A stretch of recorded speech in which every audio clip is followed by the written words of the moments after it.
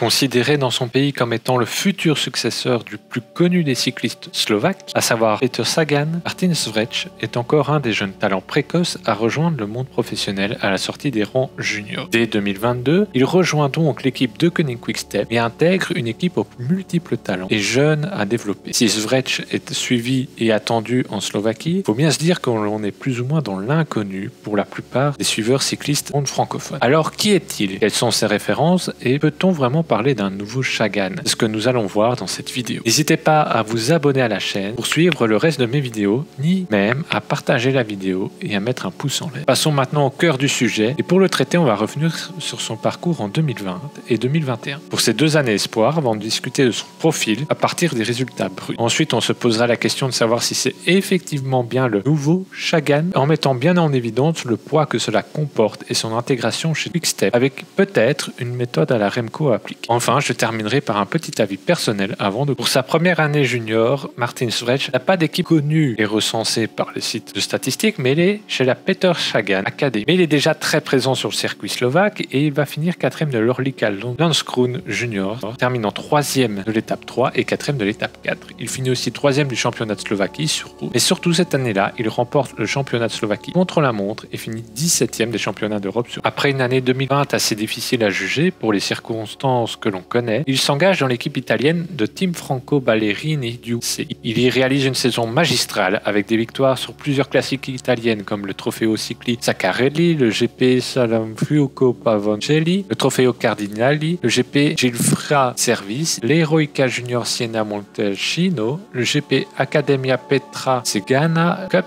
le Trofeo Val di Brana, le Trofeo Marino Romano. Il remporte aussi le Trofeo Insieme Cotignola, qui est une des courses d'un jour chronométré. Il est sacré champion de Slovaquie junior tant sur route que sur l'exercice chronométré. Au-delà de ses nombreuses victoires, il va aussi finir 3e du chronométra Città di San Benedetto, 2e du Memorial Piero Accheretti, 3e de la Coppa Volpo Giorna Azzurra, 4e du GP Artigiano e Commercio Stabiese, 8e de la Coppa Comune di Casmia Termelari, 3e du Memorial Antonio Collo, qui est un contre-la-montre, 8e du Coppa Pietro Linari, 2e de la Trofeo Emozione. On notera particulièrement une 2e place sur le GP de Liberazione Junior, une 4e place sur le championnat du monde, une 6e place sur Paris-Roubaix Junior, une 8e place au championnat d'Europe. Au niveau international, sur le contre-la-montre, cela reste très solide avec une 16e place lors des championnats d'Europe et une 17e place lors des championnats du monde. Sur les courses par étapes, il est aussi performant, en témoigne sa victoire lors de l'étape 5 du Tour de la région Sud-PACA Junior avec une 2e place sur l'étape 3 et une 4e place sur l'étape 4. Il remporte aussi l'étape 3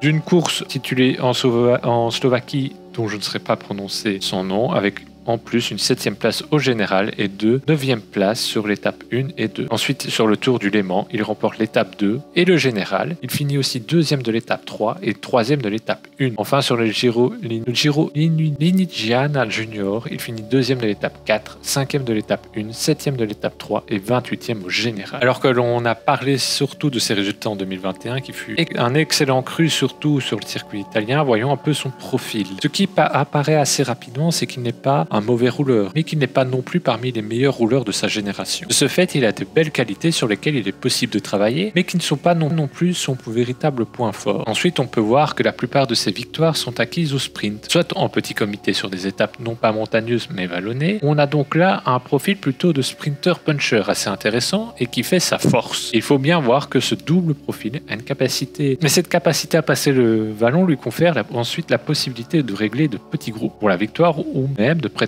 à s'imposer sur un sprint massif. Enfin, on peut aussi très bien remarquer qu'il passe pas mal, voire très bien le pavé, avec notamment sa place sur l'Enfer du Nord en cette année 2021. Donc si l'analyse de ses résultats bruts et son visionnage particulier, car assez délicat à trouver de ses courses, Martin Švec peut être qualifié de sprinter puncher, soit un coureur qui peut autant faire parler ses qualités sur les arrivées massives que les arrivées en petit comité montant. On peut aussi parler d'un homme possiblement de classique, dont les classiques de type flandrienne avec des qualités certaine en contre-la. Alors maintenant que l'on a vu son profil et ses résultats, essayons de répondre à la question: est-ce le nouveau Peter Sagan slovaque? Eh bien, si directement on a envie de répondre mais oui, c'est évident, j'aimerais mettre une petite réserve qui prévaut pour toutes les comparaisons du style. Le coureur peut avoir un profil similaire à un autre coureur et sur lequel on peut bien sûr se baser pour la comparaison et tirer quelques analyses espérantes. Toutefois, chaque coureur a un style qui lui est propre et à ce sens, je n'aime pas trop utiliser ce mot de nouveau associé à un coureur. On peut néanmoins utiliser cette expression, à mon sens, quand le rôle pris par un coureur dans une équipe est très semblable à un ancien coureur. Je n'ai pas vraiment d'exemple parfait en ce sens-là, mais par exemple, on pourrait qualifier de Brent Van Moer de nouveau Thomas de Gendt. Mais ça me semble trop extrême dans le cas où on compare exactement les profils. Mais Van Moer, par son côté offensif et dans le dispositif tactique de la Lotto Soudal, peut effectivement être apparenté à un nouveau Thomas de Gendt. Maintenant que l'on a fait cette parenthèse, revenons à la comparaison entre guillemets. Et c'est vrai que c'est très tentant de comparer, puisque Svretch a la même nationalité que Sagan, a un profil qui lui est tellement similaire. Toutefois, on se base uniquement sur son profil chez les juniors. Ça, il faut bien le mettre en exergue. Et non sur un profil espoir ou professionnel. Donc il est peut-être possible qu'il devienne plus puncher que sprinter, voire un peu plus rouleur. Même si sur ce point, j'ai un petit doute parce que devrait être déjà dans les meilleurs de sa génération au niveau junior,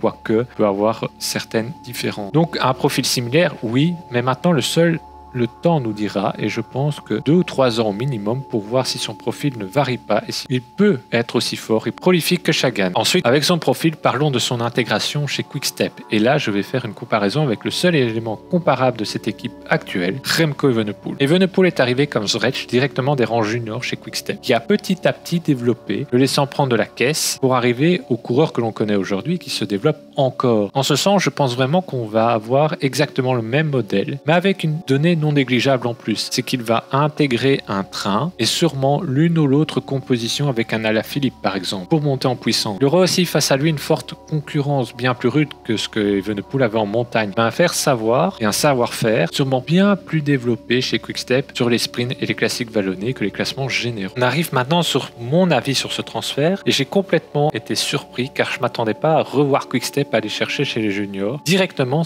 sauf si c'était un profil à la Kian Utteuil-Brooks, qui n'était pas atteignable cette année. Après cette surprise et la prise de connaissance de son profil, il faut bien s'avérer que tout est là pour plaire à Quick-Step. Et aussi, Svretch correspond aux volontés du mécène slovaque de l'équipe d'avoir un coureur de sa nationalité. Et oui, pour moi, c'est une donnée non négligeable. Il faisait que Sagan allait pour moi filer chez Quick-Step, en plus de la présence de Specialized. Mais cela ne fut pas le cas, donc voilà, on viendra peut-être sur le transfert de Sagan et du Mercato Total prochainement. Ici donc, le rapprochement fait, c'est vraiment le bon coup à faire pour l'équipe en Slovaquie depuis le départ de Velits et avec l'âge de Stybar, qui est de République tchèque, qui avance petit à petit, mais avec un Černý qui n'aura pas la même aura, ni le même profil que Stybar et qui est peut-être pas aussi connu que Stybar dans son pays. L'un dans l'autre fait que l'on est sur un transfert un peu surprise, mais qui devrait être fait de suite si on ne voulait pas une potentielle éclosion en espoir, voire un contrat direct avec d'autres équipes qui pouvaient être intéressées par le profil et l'étiquette qui colle à Svretch du futur Sagan. Finalement, je ne pense pas développer plus mon avis, car que peut-on attendre d'un jeune sorti des rangs juniors aussi vite? Je pense rien. Mais j'espère tout de même voir une belle évolution et je note clairement son nom pour en refaire une vidéo l'an prochain, après sa première année professionnelle. Pour conclure cette vidéo, nous avons vu que la saison 2021 de Svretch chez les juniors fut une monstrueuse et prometteuse, attirant l'intérêt de plusieurs équipes et le menant à rejoindre dès 2022 l'équipe Quick-Step Alpha Vignales. Son profil proche d'un autre célèbre cycliste slovaque devrait lui permettre d'être un coureur intéressant à suivre et présent sur bien des profils différents. Toutefois, pour le voir et le savoir, il faudra bien laisser le temps au garçon de se développer, en suivant peut-être la méthode Evenepoel qui a réussi chez Quick-Step. Enfin, si c'est un transfert d'avenir, on peut néanmoins se poser la question: que donnera-t-il à l'avenir et sur le long terme? Aussi, peut-il réellement devenir plus fort qu'un Peter Sagan? Sur quel profil sera-t-il le meilleur? N'hésitez pas à répondre à toutes ces questions en commentaire, à les développer et développer d'éventuelles